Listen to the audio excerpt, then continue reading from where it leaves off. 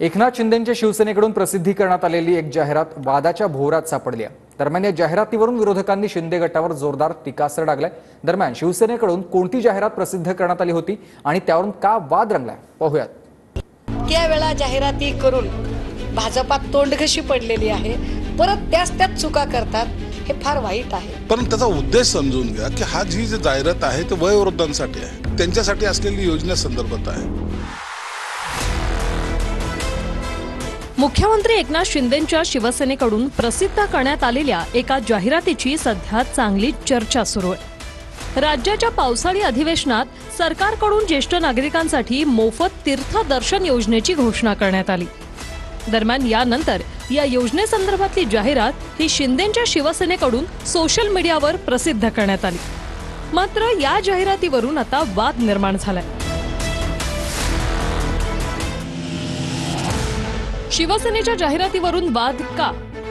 सरकारकडून पावसाळी अधिवेशनात ज्येष्ठ नागरिकांसाठी तीर्थदर्शन योजनेची घोषणा। शिंदेंच्या शिवसेनेकडून या योजनेची सोशल मीडियावर जाहिरात करण्यात आली। दरम्यान या जाहिरातीत ज्या व्यक्तीचा फोटो वापरण्यात आलाय तो व्यक्ती 3 वर्षापासून बेपत्ता आहे।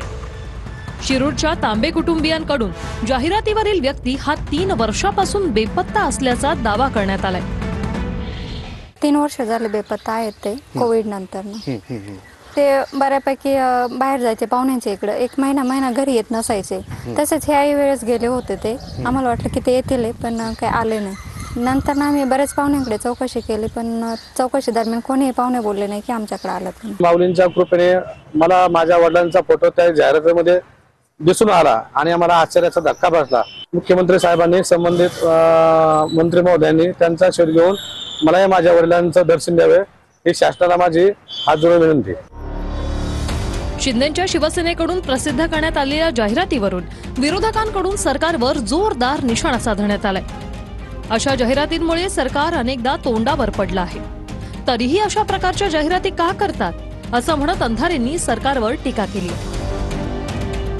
इतक्या वेळा जाहिराती करून भाजपात तोंडघशी पडलेली आहे, परत त्याच चुका करतात। जसं की काल जाहिरात करण्याच्या नादामध्ये सरळ सियाचीन वगैरे अख्खा भाग, भारताचा नकाशाचा भागही त्यांनी पाकिस्तानात दाखवून मोकळे झाले। महाराजांनी न वापरलेली वागणूक, ज्याचा महाराजांशी काही संबंध नाहीये, पण जाहिरात करून स्वतःचीच पाठ थोपटून घेण्यासाठी ज्या डेस्पिरेशनने ते करतात, हे फार वाईट आहे। म्हणजे वाईट म्हणण्यापेक्षा कीव करण्यासारखं, यांची कीव येते असं। दरम्यान ज्या जाहिरातीवरून वाद सुरू आहे त्यावर शिंदे गटाच्या नेत्यांकडून स्पष्टीकरण देण्यात आलंय। जाहिरात एजन्सीकडून चूक झाल्याचं संजय शिरसाट यांनी म्हटलंय। तसंच या जाहिरातीवरून वाद निर्माण करण्याची कोणतीही गरज नसल्याचं म्हणत विरोधकांनाही त्यांनी प्रत्युत्तर दिलंय।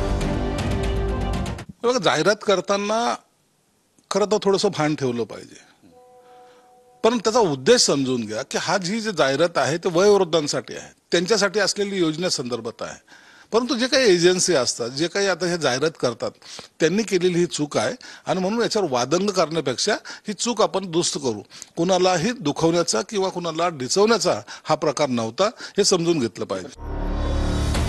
शिंदेंच्या शिवसेनेकडून करण्यात आलेल्या जाहिरातीची राज्यात चांगली चर्चा सुरू झाली। जाहिरातीवरील व्यक्ती हा 3 वर्षापासून बेपत्ता असल्यानं विरोधकांकडून सरकारवर टीका करण्यात आली। भाग्यश्री देशपांडे, TV9 मराठी।